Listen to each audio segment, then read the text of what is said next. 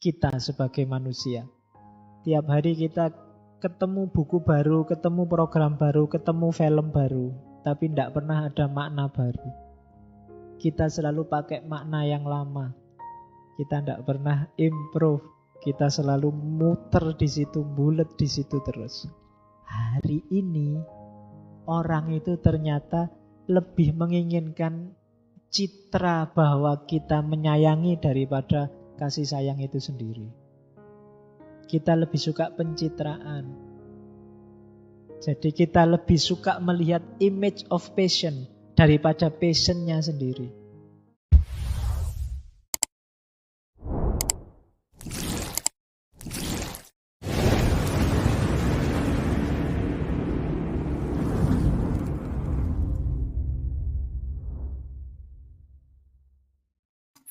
Assalamualaikum warahmatullahi wabarakatuh. Bismillah. Mari kita lanjut lagi belajar kita, ngaji kita. Jadi intinya ngaji filsafat itu ya ngaji, kita belajar ya. Segala yang di luar itu bonus. Jadi bonus itu ada, alhamdulillah, tidak ada ya, tidak masalah. Bahkan termasuk pemahaman kita, kepandaian kita, itu ya anugerah sebenarnya bonus. Karena yang bisa kita lakukan hanya belajarnya. Maka ayo kita mulai ya, nawaitunya belajar. Baik, kita mulai nggih. Terus yang kedua, biasanya akan jadi mitos adalah model neither-norism. Neither-norism itu gayanya tidak memihak. Tidak kiri, tidak kanan. Saya tidak liberal, tidak fundamentalis. Ini gaya neither-norism. Lama-lama dia akan jadi mitos. Seperti kalau Roland Barthes menyatakan liberal apa konservatif? Sama aja, nggak ada bedanya. Ini akan jadi mitos baru. Kayak dulu Bung Karno bikin non-blok. Non-blok itu anti dengan mitos barat, anti dengan mitos timur. Kita bikin Rusia sama Amerika zaman itu kan gegeran blok Rusia, blok Amerika. Kita bikin aja non-blok, ndak mau bela Rusia, ndak mau bela Amerika. Dianggapnya ini netral. Non-blok ini yang melahirkan blok tersendiri. Kemarin ada 2 blok, sekarang ada 3 blok. Ada Islam fundamentalis, ada Islam liberal. Kita Islam moderat, Pak. Seolah-olah ini Islam moderat ini lebih sip daripada 2 yang lain. Enggak. Kemarin yang tanding 2, sekarang yang tanding 3. Kemarin ada 2 mitos, sekarang ada 3 mitos. Itu neither-norism. Jadi bukan ini, bukan itu. Sampean NU apa Muhammadiyah? Nah, saya ndak NU, saya ndak Muhammadiyah. Saya dua-duanya. Mono, Muhammadiyah NU, jadi satu. Itu seolah-olah kamu tidak mau terkooptasi oleh dua-duanya, tapi janjinya kamu sedang bikin kubu ketiga. Geng baru. Bukan sesuatu yang netral. Jadi netral itu kubu baru. Itu problem neither-norism. Biasanya ya lahir mitos baru. Orang-orang yang ingin dianggap bijaksana biasanya ambil posisi ini. Seolah-olah ini lebih baik, tapi janjinya ini bikin mitos baru. Saya ndak pro Ahok juga ndak anti Ahok, Pak. Saya podo wae, itu berarti ada kubu ketiga. Jadi namanya neither-norism. Dari sini orang bisa mendeteksi, dari situ mesti akan lahir mitos baru. Akan ada mitos lagi. Terus mitos akan lahir biasanya ada dalam kuantifikasi kualitas. Sesuatu yang harusnya kualitatif tapi diomongkan secara kuantitatif. Itu biasanya melahirkan mitos. Oke ya. Dengan minum teh ini, kebersamaan kita akan semakin dekat. Nah, itu alamat itu.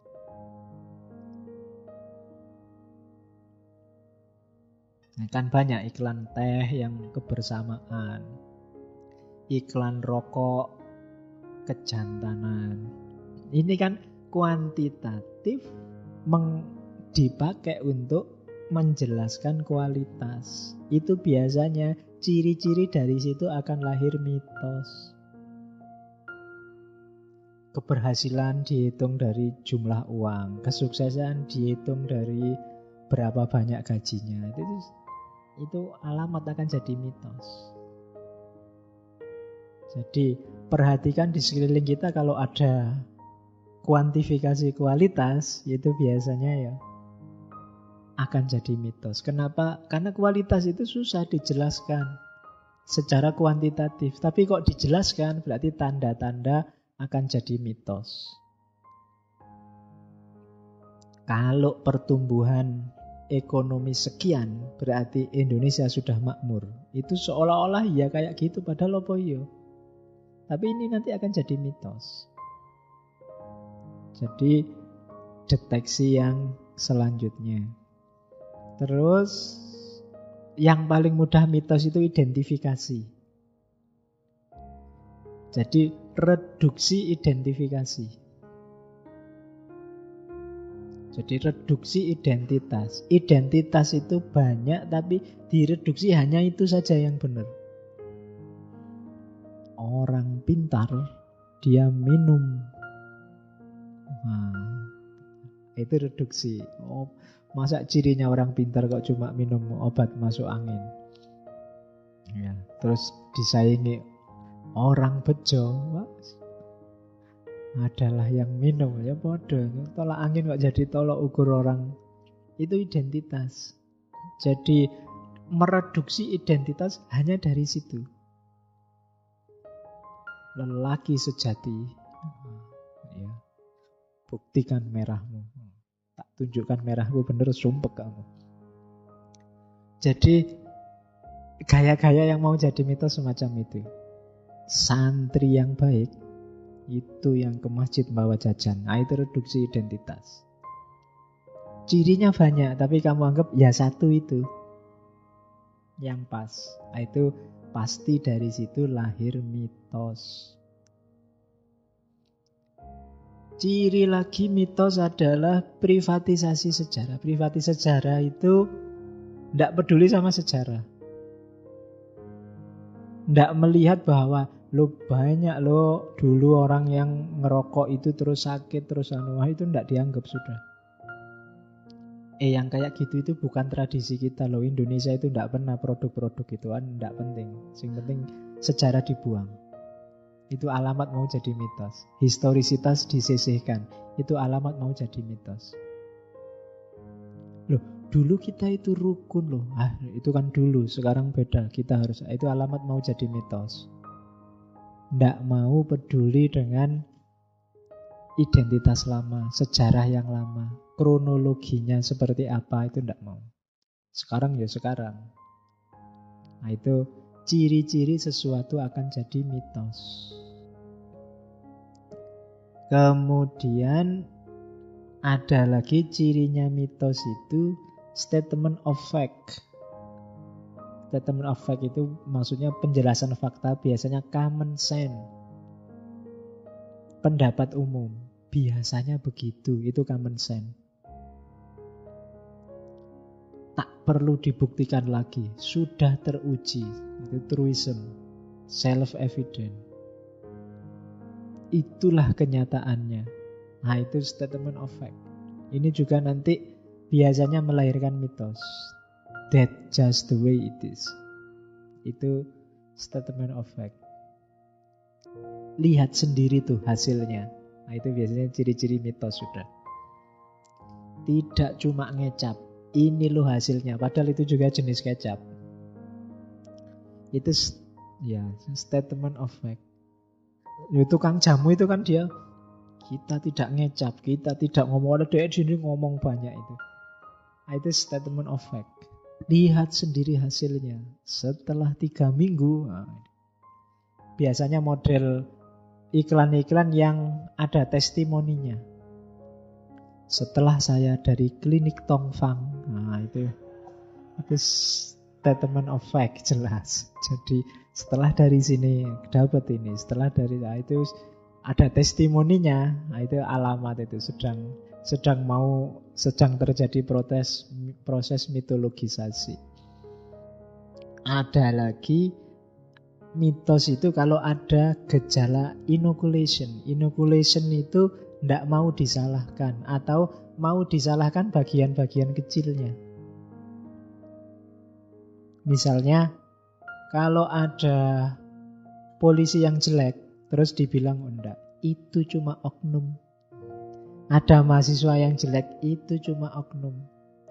Selalu dibilang begitu biar polisi secara keseluruhan atau mahasiswa secara keseluruhan tidak jadi jelek. Ini gejala-gejala tidak mau disalahkan.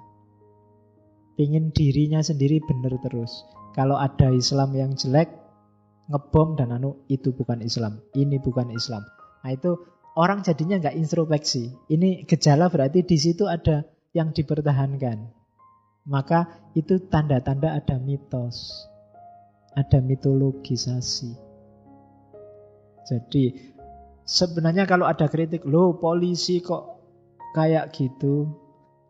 Kalau ndak mitos itu saya coba sih, apa iya sistem kita itu memungkinkan lahir polisi kayak gitu. Tapi biasanya orang ndak mau gitu.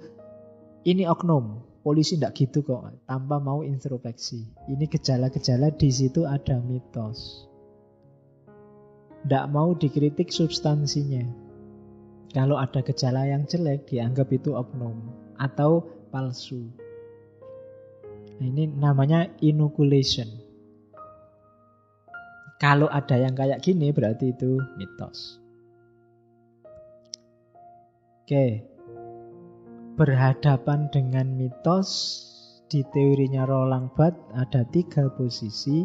Yang pertama, apakah kita ini produsen ataukah konsumen ataukah konsumen kritis.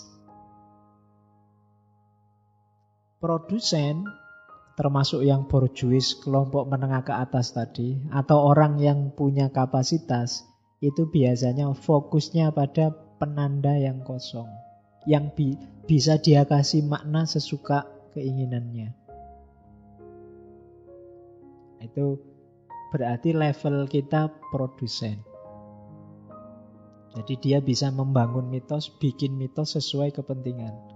Orang-orang besar, korporasi-korporasi besar, pemerintah, elit itu biasanya punya kapasitas untuk jadi produsen mitos. Ya boleh nanti kalian bercita-cita. Cita-citanya apa? Produsen mitos, Pak. Saya mau bikin pabrik mitos. Loh, kalau hari ini mau bikin pabrik mitos kan gampang. Kamu tinggal bikin media, bikin koran online, bikin yang bisa diakses banyak orang. Bikinlah hoax sebanyak-banyaknya sampai dipercaya orang, itu mitos. Sekarang kan kayak agama itu, dakwah itu ternyata nggak cuma bil lisan sama bil hal. Ada tambah satu lagi, itu dakwah Islam itu bil lisan, bil hal, dan bil hoax. Di mana-mana sekarang orang copy paste. Oke. Nah, ini produsen isu, produsen mitos. Yang kedua, ini levelnya konsumen. Kalau konsumen itu ya mungkin kayak kita, selalu jadi korban mode, selalu jadi korban media, selalu jadi korban hoax. Kita selalu ketemu penanda yang sudah penuh isinya. Kita tidak bisa memposisikan tanda sebagai kosong. Kita selalu melihat tanda sekaligus maknanya. Biasanya menengah ke bawah. Oke, terus ada yang kritis. Pembaca tapi kritis. Iya sih, aku konsumen tapi hujan. Yang helmnya ndangak silahkan bereskan dulu.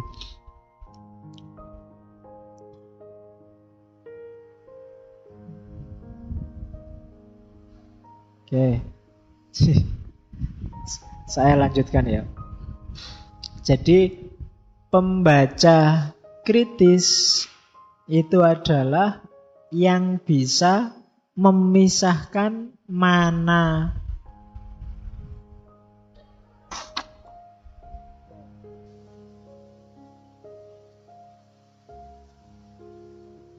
enggak apa-apa. Oke, tinggal 10 menit lagi. Jadi kritis itu berarti bisa membedakan antara makna sama bentuknya, petanda sama penandanya. Itu berarti pembacaan kritis. Antara, tak kasih contoh ya, hujan.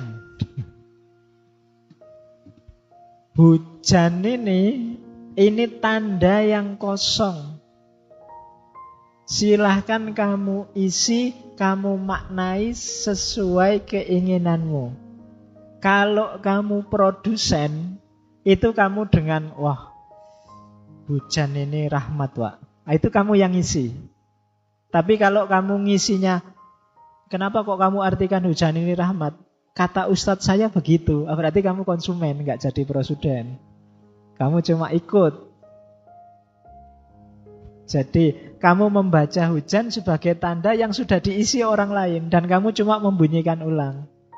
Kalau kritikus bisa membedakan. Oh, orang ini mengartikan hujan sebagai rahmat. Dengan alasan ini, dengan kepentingan ini. Nah, itu kritis. Kemarin waktu demo pertama, ndak hujan. Diartikan, wah, Allah sayang dengan kita, nggak dikasih hujan. Demo yang kedua, hujan. Alhamdulillah, Allah ngasih kita rahmat dengan hujan. Hujan dan nggak hujan, tetap artinya Allah sayang kita. Jadi tandanya tidak penting. Yang penting apa? Makna yang kita kasih ke tanda itu. Nah, produsen itu yang ngasih makna tanda. Konsumen yang manut saja orang ngasih makna apa. Kalau kritikus ngerti, oh iya, dia memaknai semacam itu karena ada kepentingannya. Kalau untuk urusan yang itu dia memaknainya pasti yang baik-baik. Tapi untuk urusan yang ini dia memaknainya pasti yang jelek-jelek karena dia punya kepentingan ini. Nah, ini pembaca yang kritis. Pembaca yang kritis itu biasanya dia naik level jadi produsen. Kalau begitu, menurutku makna yang pas adalah ini. Nah, kenapa umat Islam hari ini itu susah sekali bangkit dan jaya? Karena kita hari ini makomnya sebagian besar ada di konsumen. Jarang di antara kita yang produsen dalam hal apapun. Padahal konsumen itu akan disetir oleh produsen, termasuk untuk penandaan. Nah, ini sarannya Roland Barthes untuk para scholar, orang-orang pinter. Orang-orang pinter ini ya jangan manut saja. Jangan hanya jadi konsumen saja, jadilah yang kritis. Caranya apa? Itu ada 4 yang disarankan. Yang pertama, fokuslah, coba perhatikan mekanisme lahirnya mitos. Coba ceklah kenapa kok lahir mitos semacam ini. Kenapa kok lahir pandangan bahwa Amerika itu mesti Yahudi, Yahudi mesti Amerika. Kenapa muncul stigma bahwa Islam itu mesti teroris.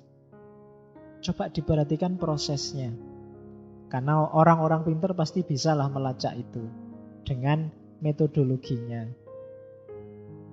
Caranya gimana?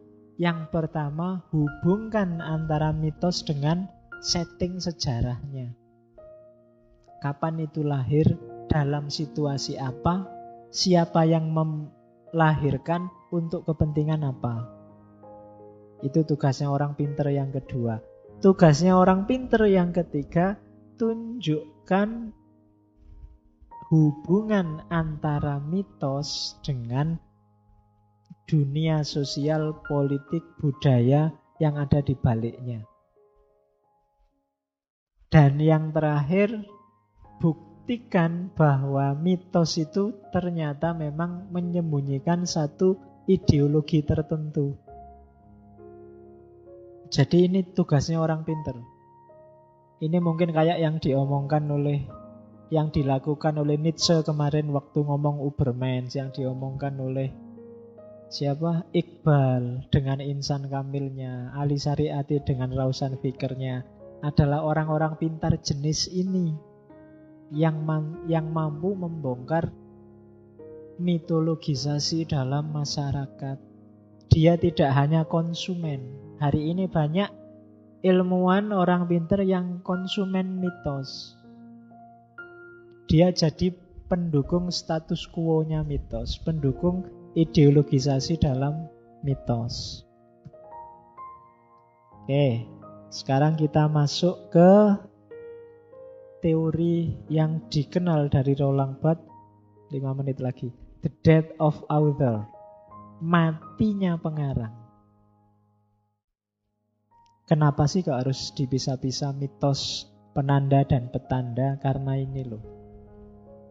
Ketika teks itu lahir, katanya Roland Barthes, saat itu juga authornya dalam tanda petik mati.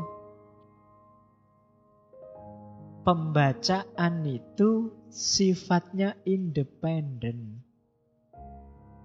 Kalau kamu baca buku, itu yang bunyi bukan pengarangnya, tapi bahasanya, teksnya.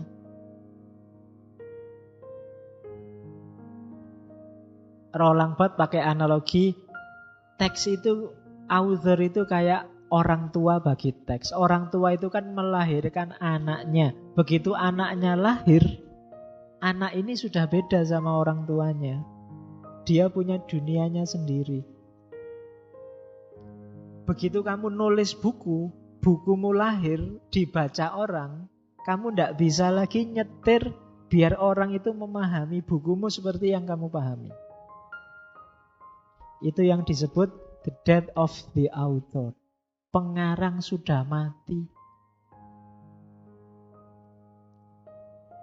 Jadi mau ditafsirkan apa saja, kuncinya ada di pembaca sekarang. Itu yang bikin satu buku bisa melahirkan banyak pemahaman. Jadi, mati ini simbolik ya, bukan berarti mati beneran. Nanti kamu anggap, wah saya nggak nulis buku Pak, nanti mati aku. Tidak.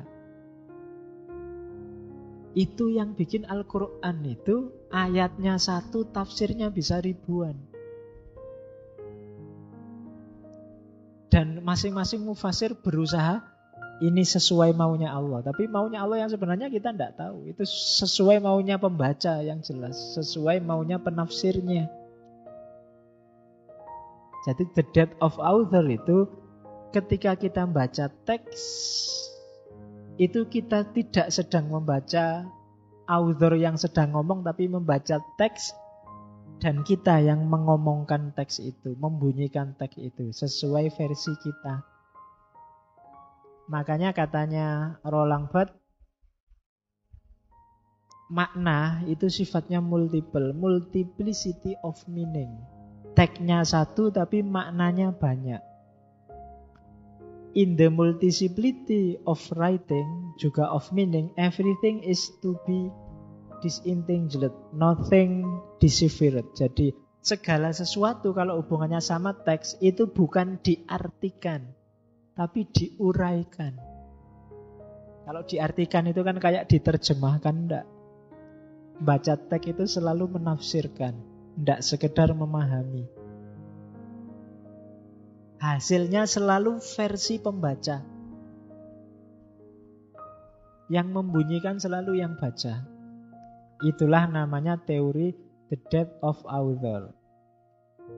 Kalimat yang paling terkenal dari Roland Barthes, the birth of the reader must be at the cost of the death of the author.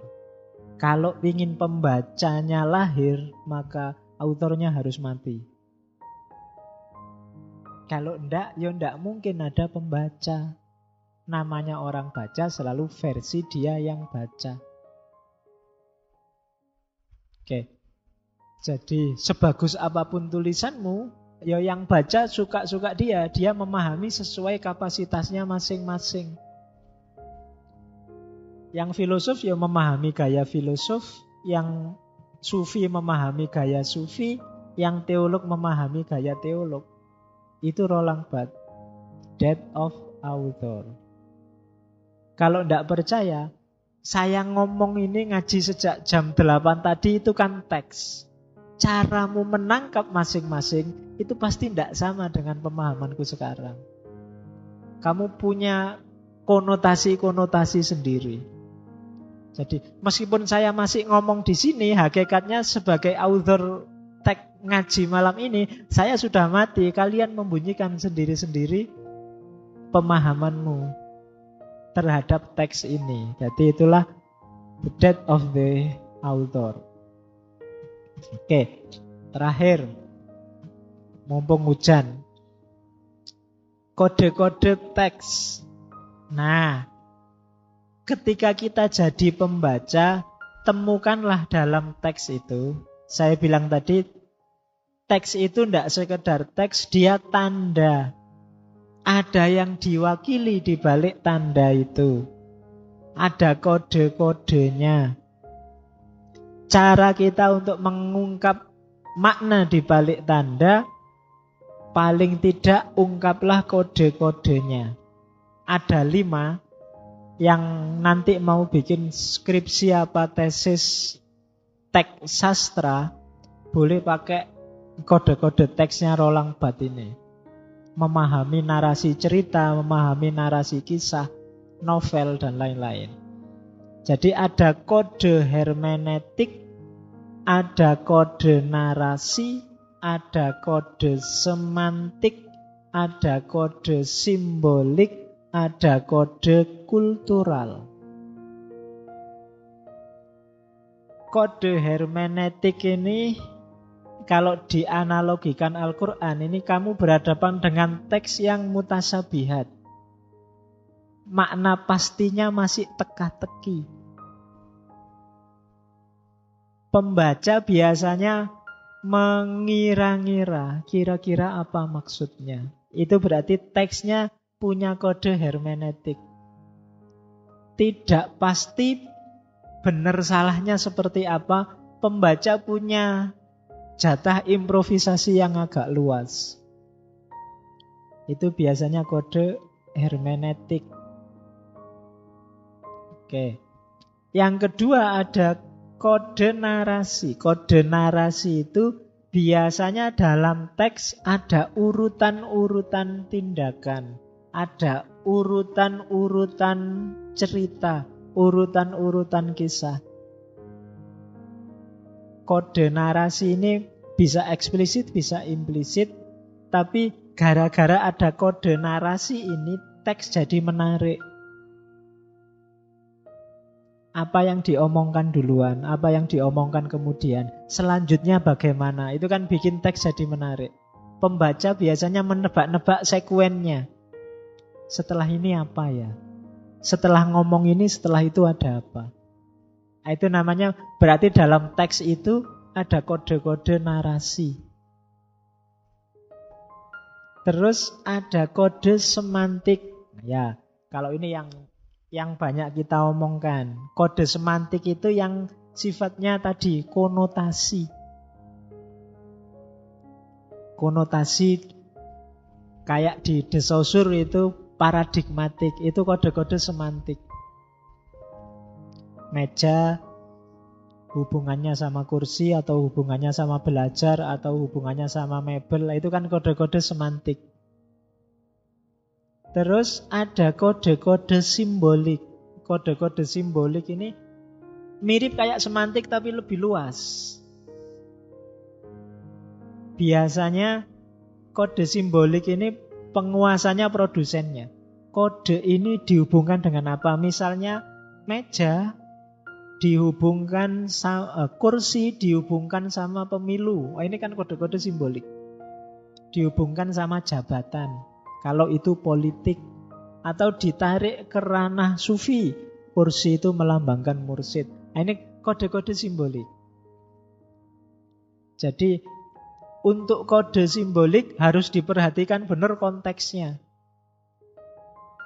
Tidak bisa hanya aspek kebahasaannya saja. Kalau kode semantik bisa. Karena dia konotatif. Ini yang ngomong maunya dibawa kemana? Kuda kalau urusan biologi ya binatang. Tapi kalau ini urusan mesin itu mungkin maksudnya daya kuda. Nah itu kode-kode simbolik namanya. Dan yang terakhir kode kultural. Kode kultural ini yang dilacak adalah konteks sosial, politik, budaya, ideologisnya teks. Apa yang tersembunyi di balik itu? Ada budaya apa yang ingin disampaikan melalui teks? Ada kondisi sosial apa yang ingin disampaikan? Ada ideologi politik apa di balik teks? Itu namanya kode kultural. Jadi ada kode hermeneutik, kode naratif, kode semantik, kode simbolik, kode kultural. Bagi yang ingin melakukan bedah teks, teori ini bisa dipakai. Oke, sudah jam 10 lebih. Masih hujan sih. Ada beberapa quote yang saya bawa malam ini. The bastard form of mass culture is humiliated repetition. Always new books, new program, new film, new item, but always the same meaning. Kurang ajarnya budaya masa hari ini adalah pengulangan yang humiliated, yang merendahkan kita sebagai manusia. Tiap hari kita ketemu buku baru, ketemu program baru, ketemu film baru, tapi tidak pernah ada makna baru. Kita selalu pakai makna yang lama. Karena hidup kita sudah penuh dengan mitos. Kita tidak pernah improve. Kita selalu muter di situ, bulet di situ terus. Dan hari ini katanya Roland Barthes ternyata what the public want is the image of passion, not passion itself. Hari ini orang itu ternyata lebih menginginkan citra bahwa kita menyayangi daripada kasih sayang itu sendiri. Kita lebih suka pencitraan. Jadi kita lebih suka melihat image of passion daripada passionnya sendiri. Jadi kita hanya suka yang kelihatan-kelihatan. Kelihatan menyayangi, kelihatan kompak, kelihatan bersatu, kelihatannya. Tapi sebenarnya kayak gimana biasanya nggak jadi perhatian.